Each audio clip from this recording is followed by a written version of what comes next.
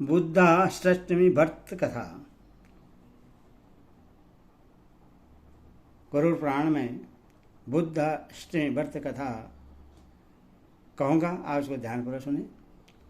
ब्रह्मा जी ने कहा, जो मनुष्य अष्टमी तिथि का दिन भर व्रत रखकर नक्त व्रत को विधि से एक बार भोजन करता है और इस व्रत कर्म को वर्ष पर्यटन चलाकर व्रत की समाप्ति पर गोदान करता है, उससे इंद्रपद की प्राप्ति होती है। इस व्रत को सदगति व्रत कहा गया है। पौष मास की शुक्लाष्टमी तिथि के व्रत का नाम महारुद्र व्रत है। जब दोनों पक्ष की अष्टमी तिथि बुधवार से युक्त हो तो नियम पूर्वक बुद्धाष्टमी व्रत करने वाले की संपत्ति कभी भी खंडित नहीं होती। मुक्ति की इच्छा रखने वाला जो मनुष्य 2 अंगुलियों को हटाकर शेष 3 अंगुलियों से बांधी गई मुट्ठी के द्वारा 8 मुट्ठी चावल लेकर श्रद्धा भक्तिपूर्वक भात बनाता है और कुसा से वैष्टिक आम्र पत्र के दोने में करेमू के साग और इमली के साथ उस भात को इस व्रत की समाप्ति के बाद ग्रहण करता है और बुद्धाष्टमी की कथा सुनता है, उसकी सभी इच्छाएं पूर्ण हो जाती हैं। बुद्धाष्टमी को जलाशय में पंचोपचार विधि से बुद्धदेव की पूजा करनी चाहिए। तदंतर यथाशक्ति दक्षिणा से युक्त ककड़ी और चावल का दान देना चाहिए। इस देव के पूजन का बीज मंत्र ओम बुम बुद्धाय नमः, ओम बुम बुद्धाय नमः। इस देव पूजा के पश्चात कमल गट्ठे आदि की आहुति देने के लिए इसी बीज मंत्र के अंत में स्वाहा शब्द का प्रयोग करना चाहिए। जलाशय के मध्य जिस पूजा मंडल की कल्पना करें, उस मंडल के मध्य कल्पित पदक दल के ऊपर धनुष बाण से युक्त श्याम वर्ण वाले इन देव की भावना करके उनके अंगों की पूजा करें। इस बुद्धाष्टमी की कथा बड़ी ही पुण्यदायिनी है। इस व्रत की कथा व्रत करने वाले जनों को अवश्य सुननी चाहिए। वह कथा इसी प्रकार है। प्राचीन काल में पाटलिपुत्र नामक नगर में वीर नामक एक श्रेष्ठ ब्राह्मण रहता था। उसकी पत्नी का नाम रंभा और पुत्र का नाम कौशिक था। इसके विजय नाम की एक पुत्री थी और धनपाल नाम का एक बैल था। ग्रीष्म ऋतु में एक बार कौशिक उस बैल को लेकर गंगा में स्नान करते समय जल क्रीड़ा करने लगा और उसी समय चोर गोपाल ने आकर बलात् और धनपाल नामक बैल का अपहरण कर लिया। कौशिक दुखी होकर वन में भ्रमण करने लगा। उसी समय संयोगवश अपनी माता के साथ गंगा जल लेने के लिए बीजिया वहीं पर आ गई। कौशिक भूख प्यास से व्याकुल हो कमलनाल को भक्षण करने की इच्छा से एक जलाशय के पास जा पहुंचा, जहां पर दिव्य लोक की कुछ स्त्रियां पूजा कर रही थी।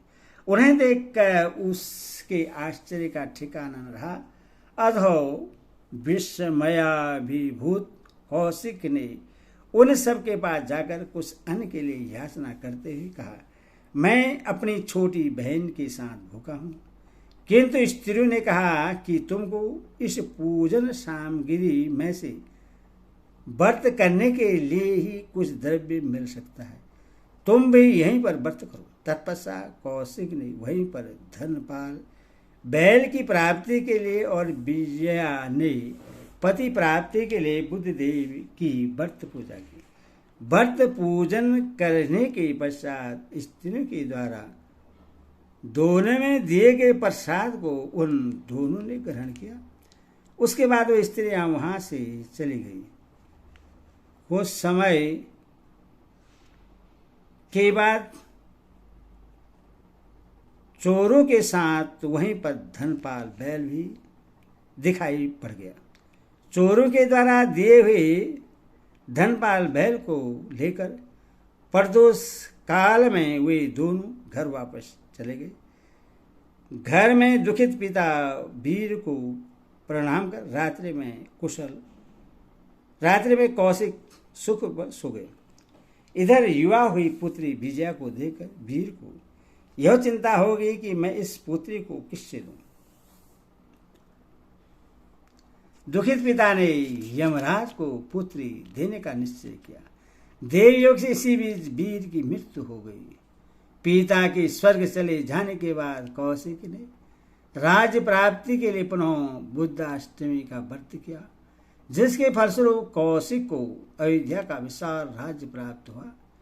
उसने अपनी उस बहन विजया का विवाह भी पिता के द्वारा कहे गए वचन के अनुसार यमराज के साथ ही करने की बात मन में ठान ली थी। व्रत के प्रभाव से यमराज ने वहां स्वयं आकर विजया को पत्नी के रूप में स्वीकार किया और विजया ने कहा, तुम चलकर मेरे घर में गृह स्वामिनी बनकर हो। उसने भी वैसा ही स्वीकार कर लिया और पति के घर जाकर रहने लगी। एक दिन यम ने उसे सावधान करते हुए कहा, देवी, ये जो बंद कमरे हैं इन्हें कभी खोलना नहीं। विजया ने कभी बंद कमरे का किवाड़ तक नहीं खोला और न तो अपने पति के विरुद्ध कोई आचरण ही किया। वह एक सदगृहिणी के समान ही उनके साथ रही, किंतु एक दिन जिज्ञासावश उसने पति के न रहने पर कमरा खोलने पर वहां अपनी माता को पति यम के ही कष्टकारी पास में बधा हुआ देखा, जिसे वह अत्यंत दुखित हो उठी। उसी समय कौशिक के द्वारा बताए गए मुक्ति प्रदान करने वाले बुद्धाष्टमी व्रत की याद उससे हो आई, अतः उसने पुनः उस व्रत को किया, जिसके फलस्वरूप माता उस यमपाश से मुक्त हो गई। तदंतर उसने भी उस व्रत का पालन किया और अंत में व्रत के पूर्ण के प्रभाव से स्वर्गलोक प्राप्त कर वहां सुखपूर्वक निवास करने लगी। हरि ओम तत्सद। हरि ओम।